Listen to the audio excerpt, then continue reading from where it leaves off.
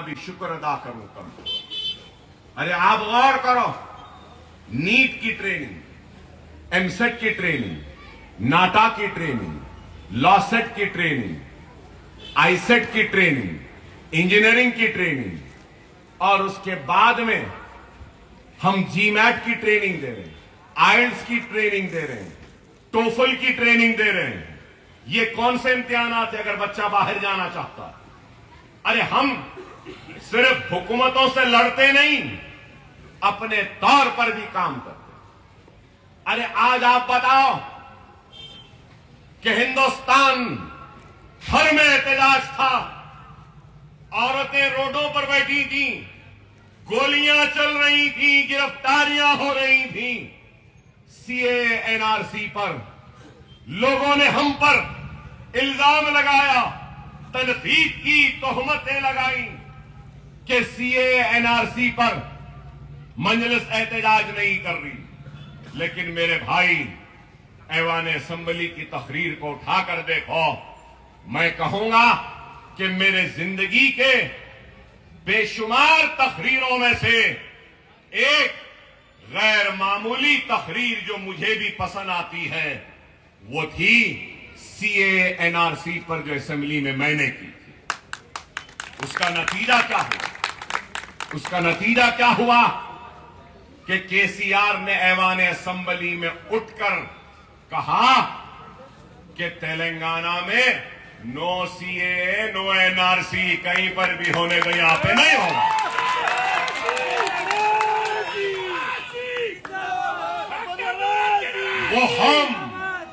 वो हम जिसके पास क़यादतें नहीं होती हैं, उन ख्वाबों को रोडों पे निकलना पड़ता है। लेकिन वो हम जिसके पास क़यादत होती है, मुसलमानों का इत्तेहाद होता है, उसको रोड पर निकलने की जरूरत नहीं है, क्योंकि उसके कायदीन ऐवान में हुकूमत वक्त को झिंझोर लेते हैं, मजबूर कर देते हैं और अपने मुतालबात को मनवा लेते हैं।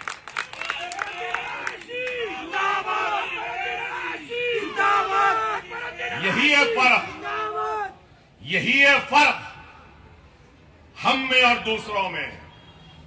उनको निकलना पड़ता है और हम आवाम को नहीं निकालते, हम खुद निकल जाते।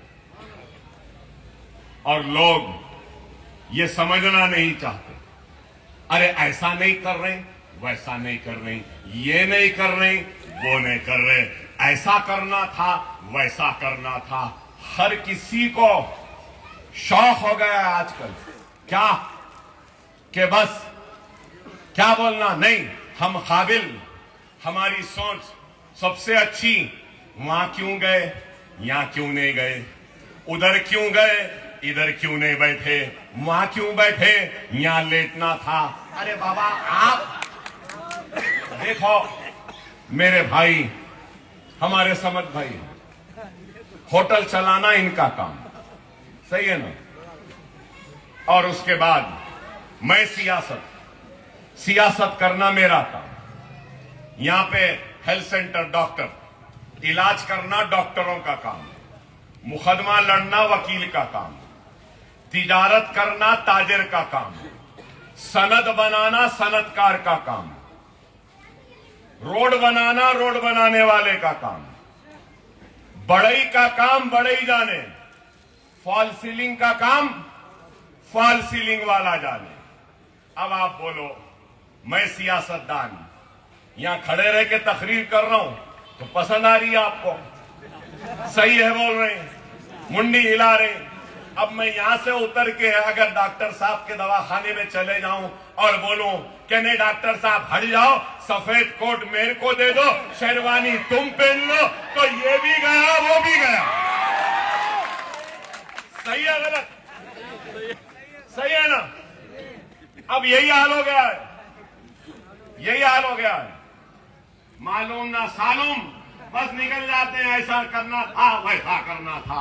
अरे बाबा, मजलिस इत्तेहाद अल मुस्लिमीन की क़यादत वो क़यादत नहीं है जो अपनी क़यादत को बचाने के लिए या अपनी क़यादत को मुस्तहकम करने के लिए या अपनी क़यादत को मजबूत करने के लिए मिल्लत का इस्तेसाल करे, मिल्लत का इस्तेमाल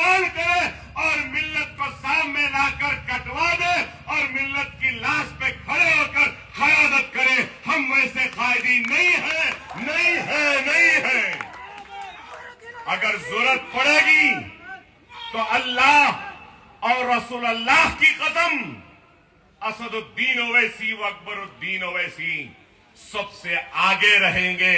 गोलियां लेनी है तो हम पहले अपने सीनों पे ले लेंगे, हम मर जाएंगे और मिल्लत के वक़ार के लिए, मिल्लत के ताकत के लिए, मिल्लत की इज्जत के लिए और मिल्लत की ताकत के लिए मजबूर कर देंगे और शिकवा व शिकायत भी नहीं करेंगे और कहेंगे कि ऐ मेरे कौम के गयूर मुसलमानों, अगर जरूरत पड़ी तो तुम आगे बढ़कर आओ, अगर ठहरना पड़े तो हमारे लाशों पर भी खड़े रह जाओ, मगर मिल्लत में इंतशार ना पैदा। अरे हम दियानतदारी के साथ, ईमानदारी के साथ काम करते। आज हम देख रहे हैं हिंदुस्तान में एक मोहब्बत की दुकान चलाने वाला नया आ गया, जबकि इसके बाप दादा, वो परनाना, ये सब पूरे दुकानें यही चलाते थे।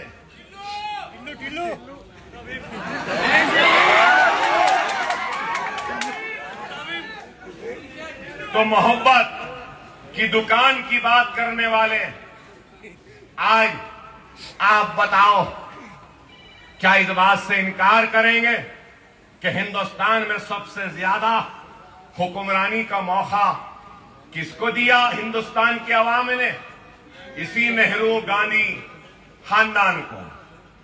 तो क्या किया? अरे इनकी तो इतनी बड़ी फेहरिस्त है, 55,000 फिसादात दिए, जमशेदपुर का फिसाद दिया, कभी अजमेर का फिसाद दिया, कभी रोडकिला का फिसाद दिया, कभी मलियाबाद का फिसाद दिया, कभी हाशिमपुरे का दिया। अरे लंबी फेहरिस्त है। 55,000 फिसादात के जरिए मासूम हिंदुस्तानियों के खून को बहाया इन लोगों ने, और आज बोलते हैं कि मोहब्बत की दुकान।